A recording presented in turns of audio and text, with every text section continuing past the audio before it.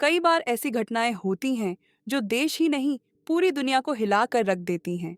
और यह ऐसी रहस्यमयी घटनाएं होती हैं जिन्हें लेकर सवाल तो कई होते हैं, लेकिन जवाब किसी के पास नहीं होता। इस घटना में डॉक्टर पर अपनी ही बेटी की हत्या और नौकर को मारने का आरोप लगा। सीबीआई ने जांच शुरू की, दोषी साबित करके उम्र कैद की सजा सुना दी। हाई कोर्ट ने केस को पलट दिया, लेकिन इतने सारे सवाल छूट गए जिनका कोई जवाब ही नहीं मिला। कदम कदम पर सस्पेंस बना। सीबीआई के बड़े बड़े अफसर 14 साल बीत जाने के बाद भी आरोप साबित नहीं कर पाए।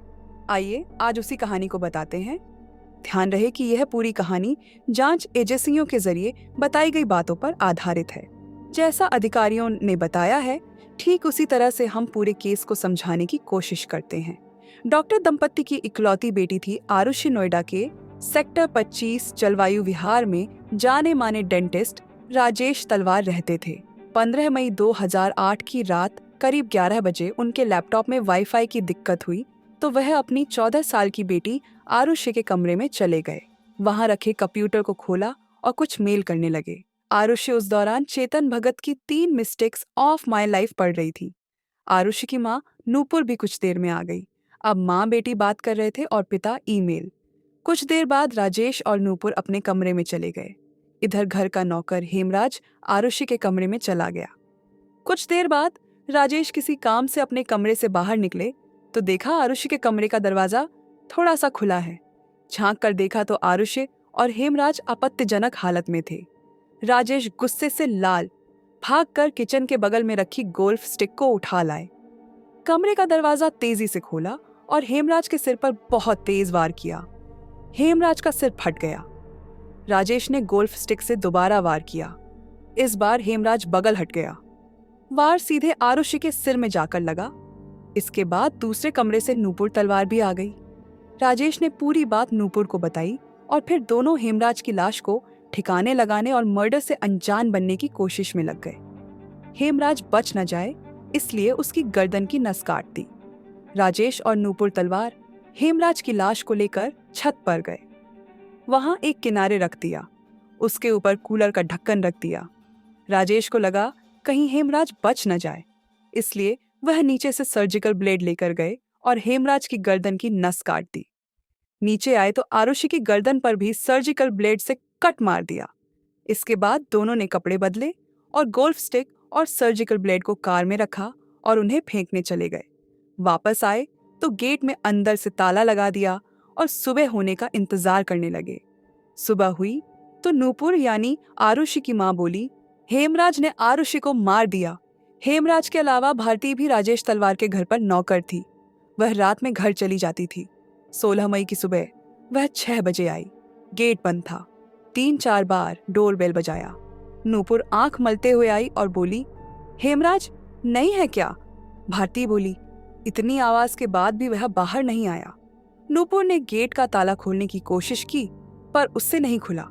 भारती को चाबी दे दी। भारती ने हाथ अंदर डालकर ताला खोल दिया। भारती और नूपुर अंदर गए तो राजेश तलवार रोते हुए खड़े थे। नूपुर ने आरुषि की लाश देखी तो जोर जोर से रोने लगी। भारती से कहा, देखो भारती, हेमराज ने आरुषि को मार दिया। भारती के भी आंसू निकल आते हैं। वह रोते हुए पूछती है कि पड़ोसियों को बुलाऊं? नूपुर ने हां में सिर हिला दिया। राजेश तलवार ने पुलिस को सूचना देने से पहले अपने परिवार के लोगों को बुलाया। 6:50 पर पुलिस आ जाती है। फिंगरप्रिंट कलेक्टर ने जो तस्वीरें खींची सब धुंधली निकल गईं।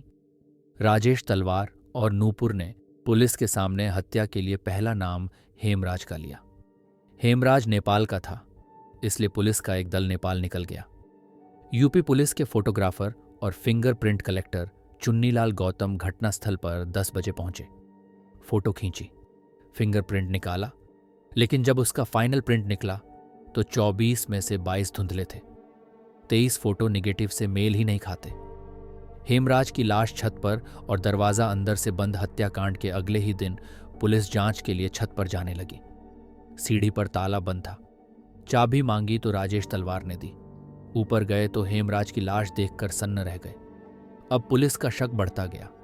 अभी तक पुलिस हेमराज को दोषी मान रही थी, लेकिन उसकी लाश मिलने के बाद आईजी पुलिस गुरुदर्शन सिंह ने केस को ऑनर किलिंग बता दिया और 23 मई 2008 को राजेश तलवार को गिरफ्तार कर लिया। सीबीआई को केस मिला तो तलवार का नार्को टेस्ट कराया। उस वक्त राज्य में मायावती की सरकार थी। लोगों ने जांच पर सवाल उठाए तो केस सीबीआई को ट्रांसफर कर दिया गया।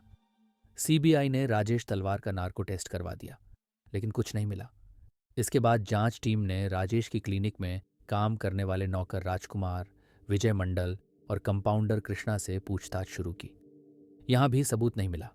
सीबीआई की क्लोजर रिपोर्ट में झोल ही झोल सीबीआई ने सितंबर 2009 में स्पेशल जुडिशियल मजिस्ट्रेट प्रीति सिंह को रिपोर्ट भेजी। प्रीति सिंह ने सीबीआई की क्लोजर रिपोर्ट को खारिज कर दिया। कहा, फिर से जांच करिए। अब जांच की जिम्मेदारी सीबीआई की दूसरी टीम को मिली। इसका नेतृत्व एजीएल कॉल को सौंपा गया। दूसरी टीम ने तलवार परिवार के तीनों नौकरों को छोड़ दिया। गाजियाबाद में विशेष रूप से गठित सीबीआई अदालत में चार्जशीट दाखिल की। चार्जशीट में राजेश तलवार को आरोपी बनाया गया। सबूत के तौर पर सीबीआई ने कुछ चीजें लिखी। आरुषि की लाश को ढंकने, उसके प्राइवेट पार्ट्स को साफ करने कोई दूसरा नहीं आएगा। हेमराज की हत्या के बाद उसके शव को छत पर कैसे पहुंचाया गया, जबकि सीढ़ी का ताला तो बंद था। सीबीआई के मुताबिक किसी भी बाहरी व्यक्ति के घर के अंदर आने के सबूत नहीं मिले। हेमराज की लाश को छत पर पहुंचाने के बाद राजेश तलवार ने खूब शराब पी और सबूत मिटाए। इन्हीं सबूतों के आधार पर 25 नवंबर 2013 को सीबीआई की विशेष अदालत ने राजेश तलवार और नूपुर तलवार को धारा 302(33) के तहत उम्र कैद की सजा सुनाई। इसके अलावा दोनों को सबूत मिटाने के लिए धारा 201 का दोषी पाया गया और 5-5 साल की सजा सुनाई। अदालत के अनुसार अब नूपुर और राजेश को पूरी उम्र जेल में रहना होगा। इलाहाबाद हाई कोर्ट ने सीबीआई की दलील को बकवास बता दिया। राजेश तलवार ने सीबीआई के फैसले को जनवरी 2014 में इलाहाबाद हाई कोर्ट में चुनौती दे दी। कोर्ट ने सीबीआई की दलील देखी तो बकवास बता दिया। जज ने कहा, इसमें सिर्फ कहानियां हैं, सबूत कहाँ हैं? कोर्ट ने जो दलीलें दी उसे समझिए। हत्याकांड में प्रयोग की गई गोल्फ स्टिक और सर्जिकल ब्लेड कहाँ हैं? हेमराज के खून के धब्बे राजेश और नूपुर पर क्यों नहीं मिले? राजेश और नूपुर से अलग अलग पूछताछ हुई, लेकिन कोई अंतर नहीं मिला। राजेश और नूपुर के नार्को टेस्ट में भी कुछ ऐसा नहीं मिला जिससे वह दोषी साबित हों। इलाहाबाद हाईकोर्ट की जस्टिस BK नारायण और जस्टिस AK मिश्रा की खंडपीठ ने 16 अक्टूबर 2017 को सीबीआई के फैसले को पलट दिया। इस तरह राजेश तलवार और नूपुर बरी कर दिए गए, लेकिन इन्हें निर्दोष नहीं बताया गया, बल्कि बेनिफिट ऑफ डाउट का फायदा मिला। यानी 100 दोषी छूट जाएं पर एक निर्दोष को सजा नहीं होनी चाहिए वाला नियम यहाँ लग गया। फैसला देखा तो गाजियाबाद की डासना जेल में बंद राजेश और नूपुर रो पड़े। नूपुर बोली, अब हमें इंसाफ मिला है। एक हत्याकांड की जांच की कड़ी में जो काम सबसे पहले होता है, उसमें भी नोएडा पुलिस ने लापरवाही बरती। हत्याकांड की जानकारी लगने पर बड़ी तत्परता के साथ नोएडा पुलिस मौके पर तो पहुंची, लेकिन वह घर में घुसी भीड़ को भी नहीं हटा सकी, जिसमें बड़ी संख्या में मीडिया कर्मी थे। इसके साथ नोएडा पुलिस ने जांच की शुरुआत में ही वह काम नहीं किया जो उसे तत्काल करना चाहिए था।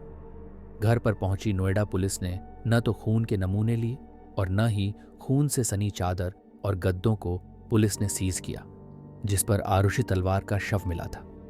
आरुषि हेमराज हत्याकांड देश की सबसे बड़ी मर्डर मिस्ट्री इसलिए भी बन गई क्योंकि नोएडा पुलिस एक एक कर कई लापरवाही कर बैठी थी।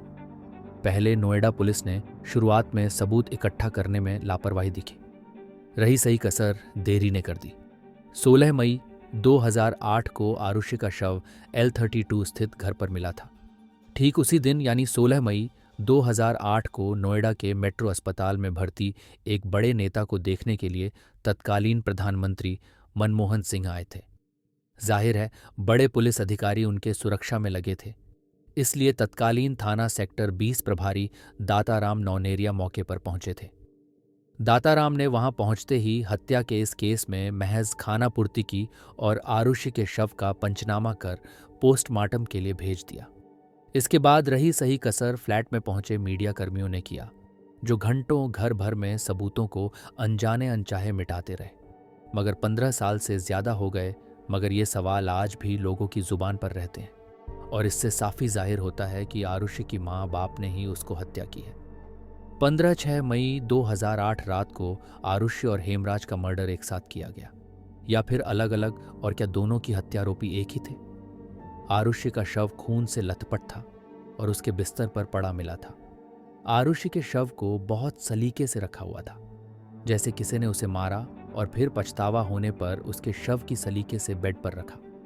हैरत की बात यह भी है कि CFSL दिल्ली की 19 जून 2008 की रिपोर्ट के अनुसार आरुषि के तकिए, बेडशीट और गद्दे पर हेमराज का कोई DNA या खून नहीं मिला था। नौकर हेमराज का खून से लथपथ शव तलवार दंपति के घर की छत पर मिला। दोनों की हत्या गला काटकर और सिर पर किसी भारी चीज से वार कर की गई थी। हथियार की बरामदगी पर सवाल कायम है। आरुषि की मां नूपुर तलवार और पिता राजेश तलवार फ्लैट के दूसरे कमरे में सो रहे थे। उन्हें आरुषि के चीखने की आवाज तक नहीं आई, जबकि आरुषि पर कई वार किए गए थे। घटना की रात यानी 15-16 मई की रात L43 फ्लैट में राजेश, नूपुर, आरुषि तलवार और हेमराज के अलावा कोई और भी नहीं था। इसका पता आज तक नहीं चला, जबकि इन चारों में से 2 का कत्ल हुआ। एक पल को मान भी लिया जाए कि आरुषि को किन्हीं वजहों से हेमराज ने मारा, तो हेमराज को किसने और क्यों मारा,